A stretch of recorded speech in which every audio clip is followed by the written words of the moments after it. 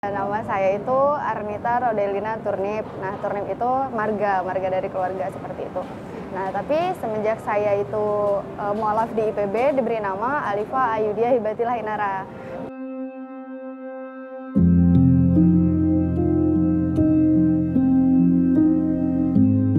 Iya.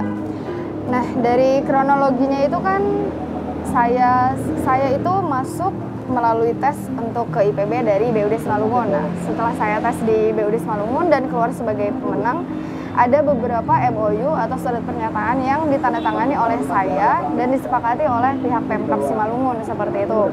Butir pertamanya itu adalah saya harus berkontribusi ke Simalungun setelah lulus. Yang kedua harus memiliki IP 2,5. Terus yang ketiga itu apa ya yang ketiganya? Lupa. Yang ketiganya itu membuat laporan pertanggungjawaban, dan yang keempatnya itu ada lagi mengenai yang keempatnya saya lupa. Pokoknya nanti ada surat pernyataan seperti itu dan ditandatangani. Nah, dari semua surat pernyataan yang disetujui dan perjanjian yang disetujui itu tidak ada satupun yang saya langgar seperti itu. IP saya di semester 1 dan semester 2 itu di atas dari perjanjian 2,5, di atas dari 2,5 seperti itu. Dan si Bapak Pemkab Simalungunnya ini setelah dia melakukan siaran pers di Raya, saya melihat videonya, dia melakukan satu kebohongan. Satu kebohongannya itu dia mengatakan bahwa saya itu keluarnya menghilangnya itu semester 2, sedangkan saya itu semester 2 itu masih kuliah dan saya punya IP gitu. Jadi dari semua keterangan itu tidak ada yang saya langgar masalah administrasi, masalah perjanjian, sehingga saya menyimpulkan ini SARA. Ditambah lagi dengan ibu saya yang menghubungi orang tua teman saya di kampung seperti itu. Dia mengatakan bahwa ada seorang anak Evarina yang melapor kepada Bapak JR Simalungun, Bapak JR Saragi, itu Bupati Simalungun itu, ada yang mualaf Pak begitu. Lalu Bapak itu mengatakan bahwa baik, nanti saya keluarkan seperti itu. Nah, itu yang pertama. Yang kedua, ibu saya langsung mendatangi rumah Pak Sekda di Jalan Bali, Pematang Siantar. Nah, di situ bapak saya tanya, lalu Pak Sekdanya nelpon ke pihak Kadiknas, lalu jawabannya adalah itu titipan bos.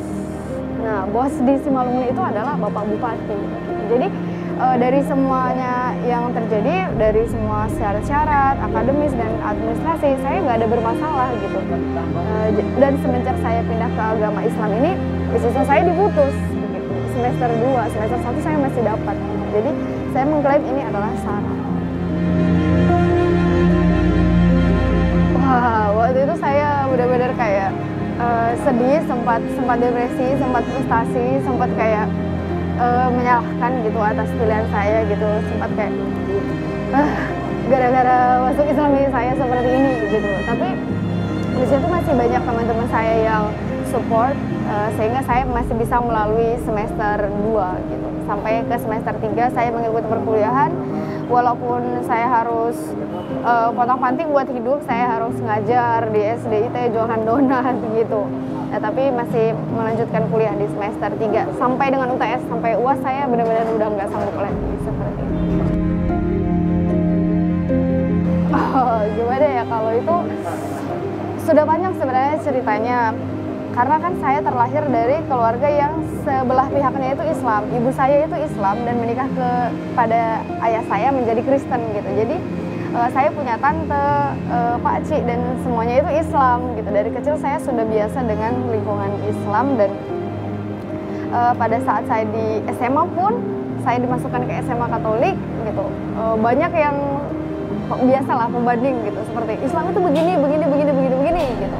Nah, tapi begitu saya masuk di IPB, saya satu kamar dengan seorang Muslim di IPB juga, satu angkatan saya gitu. Saya lihat dia agamanya bagus, sholatnya terjaga gitu. Jadi sebenarnya kalau dibilang hidayah itu, mungkin hidayah itu sudah ada semenjak saya masih di lingkungan keluarga saya, tapi saya baru berani improve ketika saya sudah kuliah karena merasa sudah jauh dari orang tua. 1 pekan setelah di IPB, saya masih sempat 1 pekan mengikuti perkuliahan agama Kristen. Nah, di situ juga saya ada berdebat masalah tentang pandangan Islam dan Kristen pada saat itu. Tapi saya masih ingat betul saya share begitu mengenai Islam begini ke grup Kristen. Waktu Mbak Islam itu Islamkannya di mana? Di Al-Huriyah. Pada tanggal 21 September 2015 oleh Ustadz Syamsuddin. Itu bohong ya. Itu tuduhan yang tanpa alasan seperti itu. Kalau memang ada yang mengatakan saya sudah menikah, sertakan buktinya gitu. Ya minimal kalau menikah berarti punya buku nikah dong gitu. Pasti tercatat dong di sipil dong gitu ya. Silahkan buktikan kalau memang benar. Tapi saya mengatakan itu tidak benar, sama sekali tidak benar. Isu itu karena seorang teman saya yang laki-laki membantu saya pada saat itu. Ketika saya keluar dari IPB semester 3, saya benar-benar tanpa uang, tanpa tempat tinggal. Lalu dia menyarankan saya untuk dibantu, memberikan bantuan gitu, menawarkan bantuan. Akhirnya saya terima bantuan itu. Mungkin dari situ ketika orang lain melihat saya berdekatan dengan laki-laki, maka timbullah fitnah seperti itu. Jadi itu nggak benar. Benar ya? Berarti Mbak masih single ya? Nah, masih single.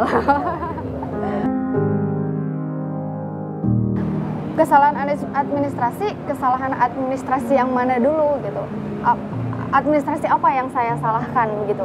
Karena kan dari surat perjanjian itu memang ketika kami menerima uang saku selama sebesar 6 juta selama 1 semester, maka di akhir semester harus membuat laporan pertanggungjawaban pengalokasian dana tersebut. Nah, tapi saya kan nggak mungkin membuatkan laporan pertanggungjawaban pengalokasian dana di semester 2, sedangkan kan saya nggak dapat uangnya. Hanya semester 1 yang saya dapat uangnya, dan semester 1 pun saya melakukan laporan pertanggungjawaban begitu. Jadi saya masih, kalau memang mau dikatakan kesalahan administrasi, tunjukkan kesalahan administrasi mana yang saya salahi. Karena semua berkas-berkas dan semua tuntutan yang harus diserahkan ke Simalungun itu sudah saya serahkan. Karena kami juga memiliki ketua-ketua angkatan gitu. Di angkatan saya 52 itu ketuanya atas nama Gopi Setiawan, SKPM 52 IPB. Semua berkas-berkas yang diinstruksikan dari atasan dikumpulkan kepada beliau. Dan saya melakukannya. Oh iya, kalau ganti nama itu sih disarankan oleh teman-teman saya yang tahu saya mau mu'alaf ya, sebaiknya kamu memiliki nama Islam gitu. Karena kan Alifah itu berasal dari kata alif ya, alif 1, saya anak pertama gitu. Kalau Ayudia itu cantik gitu, nah silahkan nilai sendiri. Kalau Hibatillah itu yang dirahmati oleh Allah gitu. Inara itu bijaksana gitu. Dan ketika saya diganti lagi menjadi Alifah Jauna Multajimah itu, Alifah tetap artinya 1 gitu. Jauna itu matahari, Multajimah itu yang insya Allah istiqomah seperti itu. Dan Mbak sekarang dikenal dengan nama itu? Iya, saya sekarang dikenal dengan nama Alifah JM. Tapi kalau semua berkas-berkas formal seperti KTM, SIM, KTP dan sebagainya itu masih Arnita. Karena kan saya tidak mungkin mengganti dari ijazah kelas SD ya, begitu. Oh iya, bisa kemarin itu jadi kan setelah saya diketahui oleh keluarga tidak kuliah lagi di IPB, maka saya kan ditarik ya ke Simalungun. Waktu itu orang tua saya menyalahkan saya karena saya mualaf, makanya BUD saya diputus begitu kan. Saya coba ke UHAMKA pada saat itu, ke UHAMKA ke jurusan gizi, tapi di jurusan gizi tidak ada beasiswa seperti itu. Nah, kalau kamu mau beasiswa silahkan ke Fakultas Ekonomi aja begitu. Lalu saya langsung berangkat ke Pasar Rebo, UHAMKA yang di Pasar Rebo. Saya ceritakan semua kronologi kejadian saya, maka dibilang ya sudah kamu kuliah dulu gitu. Kamu kuliah di sini, nanti kamu bantu-bantu di lembaga kewirausahaan sosial filantropi Islam gitu. Sampai sekarang itu saya masih menjadi koordinatornya seperti itu. Nah, tapi saya itu beasiswanya nggak ditanggung sepenuhnya, belum ditanggung sepenuhnya. Sampai sekarang saya masih memiliki tunggakan sekitar 15 juta di UHAMKA juga seperti itu. Dan untuk kebutuhan sehari-hari saya ya karena saya pagi sampai siang kuliah, maka dari siang sampai malam saya ngajar privat les. Saya kan punya background pemenang juara Olimpiade Kimia ya di Kabupaten Simalungun, waktu itu juara 2. Jadi saya sekarang mengajarnya kimia untuk anak SMA di kelas 11 di Depok. Lalu mengajar di kelas SMP dari kelas 7 sampai 9 di Kalisari. Semua mata pelajaran kalau SMP, tapi kalau SMA saya hanya ambil kimia saja. Sampai malam itu jam berapa, Mbak? Terkadang kan saya sampai jam 11 gitu, karena kan lumayan gitu, satu sesinya sekian, berarti kalau makin nambah sesi kan makin banyak gitu.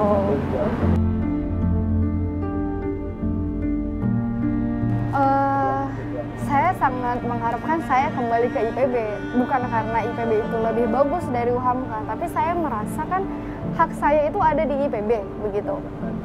Hak saya itu hak saya itu sudah diambil secara tidak baik lah, istilahnya saya sudah dizolimi oleh pihak Pemkab saya sendiri gitu, dari Simalungun sendiri. Nah, maka saya juga sudah menerima surat pengaktifan kembali dari IPB, bahkan di jurusan gizi masyarakat begitu. Yang sebelumnya saya di kehutanan, bahkan saya bisa pindah ke gizi masyarakat. Saya sudah aktif, tapi di sini ada satu langkah lagi yang menghambat saya untuk masuk, yakni pembayaran UKT saya dari semester 2, 3, 4, 5, 6, 7. Karena kan semester 2 saya tidak dibayarkan oleh Pemkab Simalungun, semester 3 juga tidak, semester 4 saya tidak kuliah lagi karena memang saya sudah tidak punya biaya lagi untuk hidup dan Pemkab juga tidak mengirimkan. Jadi saya terhitung sebagai mahasiswa seperti cuti gitu dari semester 4, 5, 6, dan ini masuk harusnya kan saya semester 7 gitu. 7, jadi dihitungnya dari semester 2 tidak bayar, 3 tidak bayar, 4 cuti, 5 cuti, 6 cuti, dan 7 ini masuk. Berarti 6 dikali 11 juta, 66 juta yang harus saya bayar. Iya, begitu proses administrasinya Pak Mari.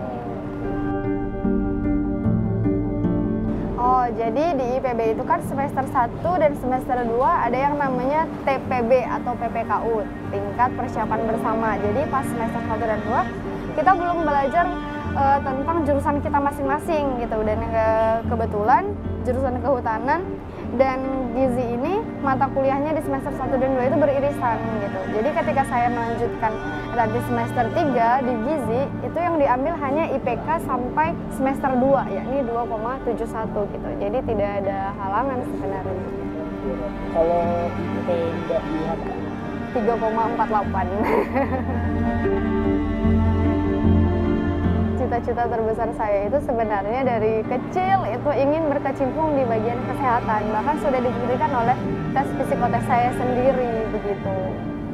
Nah, saya itu sangat berminat di bagian kesehatan, makanya ketika saya keterima di kehutanan itu juga karena BUD saya nggak bisa berbuat apa-apa gitu, makanya sekarang saya mengusulkan kalau boleh saya di jurusan gizi, karena juga saling bersangkutan dengan saya yang suka kimia gitu dari SMA, dan alhamdulillah diperbolehkan. Sampai saat ini sih kalau saya baca ya komentar-komentar para teman-teman dan itu di sosial media itu banyak yang ingin membantu, tapi mungkin mereka belum bisa menyalurkan bantuannya karena belum tahu ke siapa gitu yang dirujukan, siapa sebagai istilahnya penanggung jawabnya lah gitu. Tapi tadi alhamdulillah ada salah seorang bapak yang langsung menemui saya di UHAMKA begitu, langsung wawancara saya secara pribadi dan meminta nomor rekening saya begitu. Tapi sampai saat ini saya belum ada terima sepeser pun dari siapapun. Iya, untuk saat ini sih saya dan keluarga saya, terutama ibu saya ya, selalu menggandeng pihak-pihak ombudsman, dan ombudsman lebih menggandeng banyak lagi ormas dan lembaga dan sebagainya gitu untuk mendesak Pemkab, pihak Pemkab Simalungun untuk membayar apabila mereka tidak mau membayarkan atau menuntaskan masalah ini sebelum tenggang waktu saya masuk di IPB, maka mungkin dibawa ke jalur hukum seperti itu. Dan Mbak bakal mau mengikuti proses hukum? Ya, insya Allah kalau memang itu yang jalan terbaik, karena saya merasa di sini saya benar, saya tidak melakukan kesalahan, jadi saya akan ikut terus, saya akan giring terus. Kalau Mbak memaknai pencabutan beasiswa dan segala kerumitan yang Mbak alami itu seperti apa? Maknanya bagaimana ya? Kalau saya sih curhat ke teman-teman saya, ya teman-teman saya bilang kalau kita sekolah itu kan mau naik kelas ada ujian gitu. Nah kamu kan ini mualaf, jadi kamu itu lagi dites nih sama Allah, gimana kamu itu sejauh apa kamu yakin bahwa jalan yang kamu pilih ini adalah jalan yang terbaik. Jadi saya menganggap ini adalah ujian untuk kenaikan kelas saya di mata Allah. Seperti itu. Oke.